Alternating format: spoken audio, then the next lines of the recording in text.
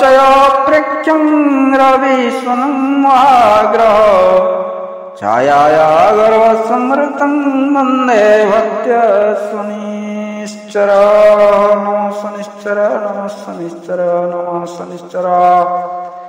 आसन्तु शनि दशा पड़िले कौन हुए जानिबा।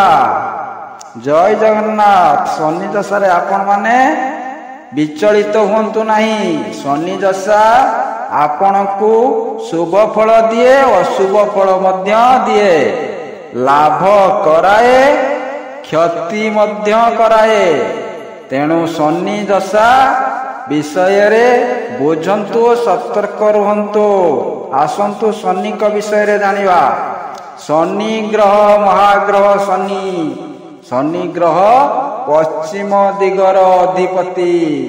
आउ से जाति रे शूद्र वर्ण तांकर, से कला देखा कला वर्ण। तांकर आकृति खड्ग सदृश्य खड्गाकृति।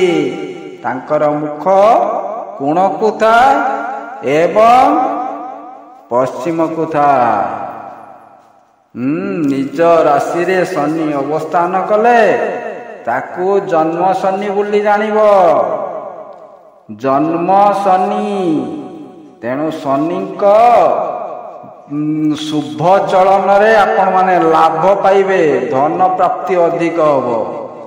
अशुभ चलन रे क्षय क्षति हब, रोग अर्थव्यय शत्रुबुद्धि दुर्घटना प्राप्त हब।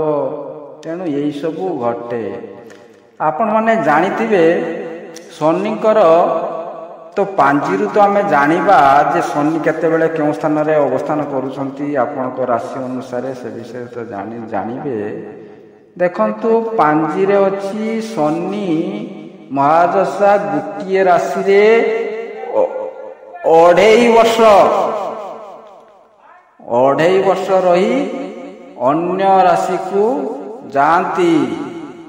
सेई 2.5 वर्ष द्वारा जाऊ गुटिए राशि रे रहिले पुणी 2.5 वर्ष परे अन्य राशि को जिबे।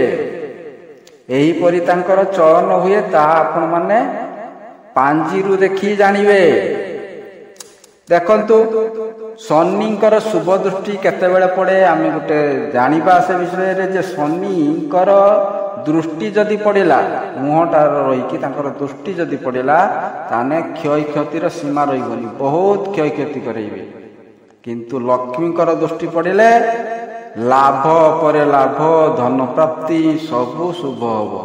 तेणु से कह जाए लक्ष्मीकर शुभ दृष्टि आउ शनिकर दृष्टि न रहू, तांकर दृष्टि अन्य दिग को थाऊ, मो उपरे शनिक दृष्टि न पड़ू। तेणु शनि जानी थांती तांको दृष्टि पड़िले सबु ध्वंस होई जिवो, पुड़ी जाली सब पाउंस होई जिवो। तेणु तांकर जेतेबेले तांको प्रार्थना करा जाए, सांत्वना करा जाए, सेतेबेले शनि जानी थांती जे मो दृष्टिटा या परे न पड़ू, सेति पई से तांकर पश्चात करिके रुहंती। तेणु देखिबा शनिकर केउ स्थान रे केउ प्रकार लाभ क्षति मिले, कौन हुए विषय जानिबा। जन्म रे शनि जदि आपनक राशि रे रहुथांती ताकू जन्म शनि बोली जानिबो। से जन्म शनि आपनक राशि अनुसार जानिबे। राशि रे जदि रहिला ताने सेटा जन्म शनि। सेई जन्म शनि रहिले मति विभ्रम हबो, विनाश काले विपरीत बुद्धि जुटिबो, सबु कथा सबु बेढंगिया कथा आसी मनर पुरिबो। जेउटारे जेउ कथारे आपण माने परे काम तो करी जिवे किंतु परे अनुताप करिवे, सबु से काम सबु विनाश हो जिवो, सबु ध्वंस हो जिवो, से काम रे हारिबे। यही भलिया सबु कुबुद्धि जुटिबो, मनस्ताप करिवे, अर्थ पळैबो, क्लेश आसीबो, विभिन्न प्रकार व्याधि जुटिबो। द्वितीय स्थान को जिवा। द्वितीय स्थान रे कौन हबो ना पाइथिबा धन जेतिकी अन्य आगु संचय करथिबे शनि आसिले सबु हरेई बसिबे। शत्रु ठारो परास्त हेबे। जेउ शत्रु थिबे सेई समय रे आपन को परास्त करिवे, आपन को मुहरे चूर्ण काली मारिवे। पूरा छारखार कर देवे शत्रु माने। ତୃତୀୟ ସ୍ଥାନକୁ ଯିବା। ତୃତୀୟ ସ୍ଥାନରେ ଭଲ ନାହିଁ, ଅଶୁଭ। ଅଶୁଭରେ ମୁଁ ଯେଭଳି କହିଲି କ୍ଷୟକ୍ଷତି, ରୋଗ, ଅର୍ଥବ୍ୟୟ, ଶତ୍ରୁ ବୁଦ୍ଧି, ବିଭିନ୍ନ ଦୁର୍ଘଟଣା କାରଣରୁ ଆସିବ, ମାନସିକ ଚିନ୍ତା, ଏଇସବୁ ଅଶୁଭ, ଯେତିକ ଅଶୁଭ ରହିବ। ଚତୁର୍ଥ ସ୍ଥାନକୁ ଯିବା। ଚତୁର୍ଥ ସ୍ଥାନରେ ଶନି ରହିଲେ ଶତ୍ରୁ ସୃଷ୍ଟି ହେବେ, ନଥିବା ଶତ୍ରୁ ଆସିକି ଜାତ ହେବେ, ସବୁ ଶତ୍ରୁ ହେଇଯିବେ, ସବୁ ଯେତିକ ଆପଣଙ୍କର ମିତ୍ର ଥିବେ ସବୁ ଶତ୍ରୁ ହେଇଯିବେ। ରୋଗ ବଢ଼ିବ, କ୍ଷୟକ୍ଷତି ହେବ, ମାନସିକ ଚିନ୍ତା ବୃଦ୍ଧି ପାଇବ, ଅଶାନ୍ତି ଜୁଟିବ, ଏଇଭଳି ବିଭିନ୍ନ ପ୍ରକାର ନେଇ କାଳତିପାତ କରିବାକୁ ପଡ଼ିବ। ପଞ୍ଚମ ସ୍ଥାନକୁ ଯିବା। ପଞ୍ଚମ ସ୍ଥାନରେ ଶାରୀରିକ ପୀଡ଼ା ରହିବ, ସେଇ ଶରୀର ଠିକ୍ ରହିବନି, ରୋଗ ବ୍ୟାଧି, ଶରୀର ଦୁର୍ବଳ ରହିବ, ଅର୍ଥ ବ୍ୟୟ ଘଟି ଚାଲିଥିବ, ଅଶାନ୍ତି ଜୁଟିବ, ମାନସିକ ଚିନ୍ତା ବଢ଼ିବ, ଏଇଭଳି ସବୁ ଜୁଟିବ। ଷଷ୍ଠ ସ୍ଥାନରେ, ଷଷ୍ଠ ସ୍ଥାନ ଭଲ ଅଛି। ଷଷ୍ଠ ସ୍ଥାନରେ କାର୍ଯ୍ୟ ହାସଲ କରିପାରିବେ। ଯେଉଁ କାମ ଆପଣଙ୍କର ହେଉନଥିବ, ଷଷ୍ଠ ସ୍ଥାନରେ ଶନି ଆସିଲେ ଆପଣଙ୍କର କାର୍ଯ୍ୟ ହାସଲ ହେବ ଏବଂ ଯେଉଁ ଅର୍ଥ ହରେଇଥିବେ ତାକୁ ପାଇପାରିବେ। ଅର୍ଥ ପ୍ରାପ୍ତି, ନୂତନ ଅର୍ଥ ପ୍ରାପ୍ତି ଘଟିବ। ଋଣ କରିଥିଲେ ଯଦି ଋଣ ଫୁଣ ହେଇଥିବ ଆଗରୁ, ସେସବୁ ଋଣ ଏଇ ଷଷ୍ଠ ସ୍ଥାନରେ ଶନି ରହିଲେ ଆପଣ ଶୁଝିପାରିବେ, ଋଣରୁ ମୁକ୍ତି ହୋଇପାରିବେ। ସପ୍ତମ ସ୍ଥାନକୁ ଆସିବା। ସପ୍ତମ ସ୍ଥାନରେ ମାନସିକ ଚିନ୍ତା ବଢ଼ିବ, ପୁଣି ରୋଗ, ଶୋକ, ପୀଡ଼ା, ଶତ୍ରୁବୁଦ୍ଧି ସବୁ ଆସିକି ଆଳକୁ ଯିବ। ସପ୍ତମ ସ୍ଥାନରେ ଆସିଲେ ଶନି ପୁଣି ଦହଗଞ୍ଜ ହେବେ ସାଂସାରିକ ପୀଡ଼ାରେ, ମାନସିକ ଚିନ୍ତାରେ। ଅଷ୍ଟମ ସ୍ଥାନକୁ ଯିବା। ଶନି ଅଷ୍ଟମ ସ୍ଥାନରେ ରହିଲେ ସେଇ ଶରୀର ପୀଡ଼ା ଆସିବ, ଜୀବନୀ ଛାଡ଼ି, ପରିବାର କ୍ଲେଶ ଥିବ, ପରିବାରର ବିଭିନ୍ନ ପ୍ରକାର ଚିନ୍ତା, ବିଭିନ୍ନ କାରଣରୁ ରୋଗ ବ୍ୟାଧି, ଅର୍ଥ ବର୍ଥ ଏଇସବୁ ନେଇକି ବିଭିନ୍ନ ଚିନ୍ତା ଆସିବ। ସବୁବେଳେ ଅର୍ଥ ହାନି ଚାଲିଥିବ, ଲାଭ ଆସୁନଥିବ। ଯିବା ନବମ ସ୍ଥାନକୁ। ଶନି ନବମ ସ୍ଥାନ ରହିଲେ ଏଠି ଆପଣ ମଧ୍ୟମ ଫଳ ପାଇବେ। ଆୟ ବ୍ୟୟ ରହଣି ଶୁଣି ସବୁଟା ଭଲ ନୁହେଁ, ଖରାପ ନୁହେଁ, ଯେଭଳି ହଉ ଏଇ ମଧ୍ୟମ ସ୍ଥାନରେ ଆପଣମାନଙ୍କର ଭଲରେ ଚାଲିବ। ବେଶୀ କିଛି ପାଇବାର ନାହିଁ କି ହରେଇବାର ନାହିଁ, ଶୁଭ ଅଶୁଭ ମିଶାମିଶି ଫଳ ପାଇବେ। ତେଣୁ ଏଇଟା ମଧ୍ୟମ ଫଳ ଦେବ। ଦଶମ ସ୍ଥାନକୁ ଯିବା।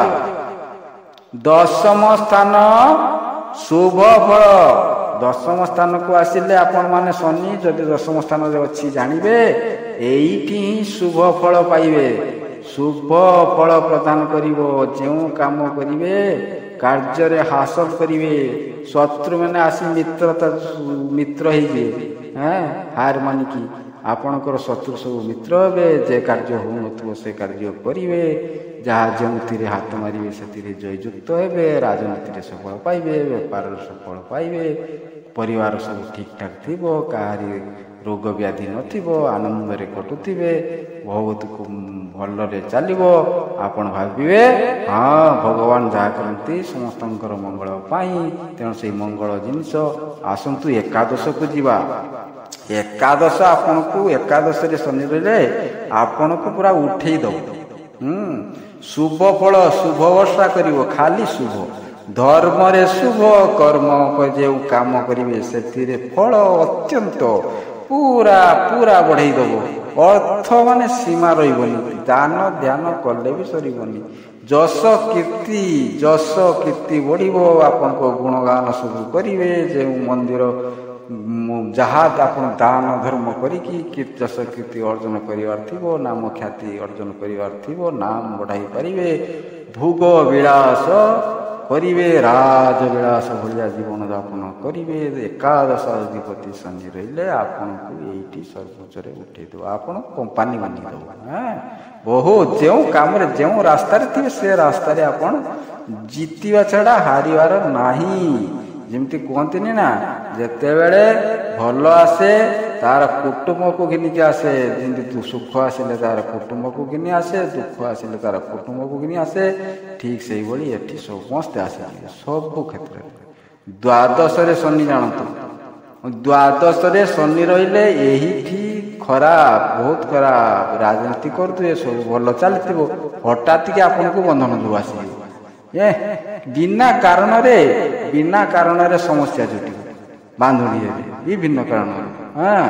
ରାଜନୀତିରେ ହଉ, ନହେଲେ ବିଭିନ୍ନ ପ୍ରକାର ସମସ୍ୟା ନଥିଲା, ସମସ୍ତେ ପାରିବାରିକ ସମସ୍ୟା ସୃଷ୍ଟି ହଉ, ଯେପରି ହଉ, ବନ୍ଧନ ଯୁଗ ଅଛି, ଧନ କ୍ଷୟ ହେଇଯିବ, ଆଉ ଯଶ କୀର୍ତ୍ତି ରହିବନି, ସବୁ କିଛି ଚାଲିଯିବ। ଯେତିକ ସବୁ କମାଣି କରିଥିବେ ସବୁ ମାଟିରେ ମିଶିଯିବ, ଶତ୍ରୁ ବୃଦ୍ଧି ପାଇବ, ନଥିଲା ମିତ୍ର ମାନେ ଶତ୍ରୁ ହେଇଯିବେ, ରୋଗ ନଥିଲା ରୋଗ ଆସିବ, ନଥିଲା ରୋଗ ଜାତ କରି ଆପଣଙ୍କୁ ମାନେ ବ୍ୟତିବ୍ୟସ୍ତ କରିଦେବ। ମାନେ ଶରୀର ଠିକ୍ ଅଛି, ହଠାତ୍ କି ନୂଆ ନୂଆ ରୋଗ ଆସିବ, ଅଙ୍ଗ ସବୁ ହଠାତ୍ କି ଅଙ୍ଗ ଖଣ୍ଡିଆ ହେଇଯିବ, ସେ ଯେହି ନ ହଉ, ସେ ଦୁର୍ଘଟଣାର ହଉ, ନହେଲେ ସେ ରୋଗରୁ ହଉ, ଏମିତି ବିଭିନ୍ନ ପ୍ରକାର ସମସ୍ୟା କରିବ। ତେଣୁ ଦ୍ୱାଦଶ ଅଧିପତି ଶନି ରହିଲେ ଆପଣ ସତର୍କ ହୋଇଯିବେ, ସତର୍କ ସହ ରହିବେ, ହାତେ ମାପି ଚାଖଣ୍ଡେ ଚାଲିବେ। ତେଣୁ ଶନି ମହାଗ୍ରହ ବିଷୟରେ ମୁଁ କହିଲି ଆପଣମାନଙ୍କୁ ସତର୍କ କରିବା ପାଇଁ। ଆପଣ ସତର୍କ ରହିଲେ, ସତର୍କଟା ହେଉଛି ବଡ଼ ପ୍ରତିକାର। ସତର୍କ ରୁହନ୍ତୁ, ଆଉ ଶନିଙ୍କର ସେଇ ଧ୍ୟାନ କରନ୍ତୁ। କ'ଣ କହି ନା ନୀଳାଞ୍ଜନ ଚୟ ପ୍ରେକ୍ଷଂ ରବି ସୁନୁ ମହାଗ୍ରହ ଛାୟା ଗର୍ଭ ସଂଯୁକ୍ତଂ ବନ୍ଦେ ଭକ୍ତ୍ୟ ଶନିଶ୍ଚର। ଓಂ ନମଃ ଶନିଶ୍ଚର। ମହାପ୍ରଭୁ ଜଗନ୍ନାଥ ମୋତେ କ୍ଷମା କରନ୍ତୁ, ମୁଁ ଅଧମ ରବୀନ୍ଦ୍ର ରହୁଛି ଆପଣଙ୍କର ସେବାରେ। ଜୟ ଜଗନ୍ନାଥ।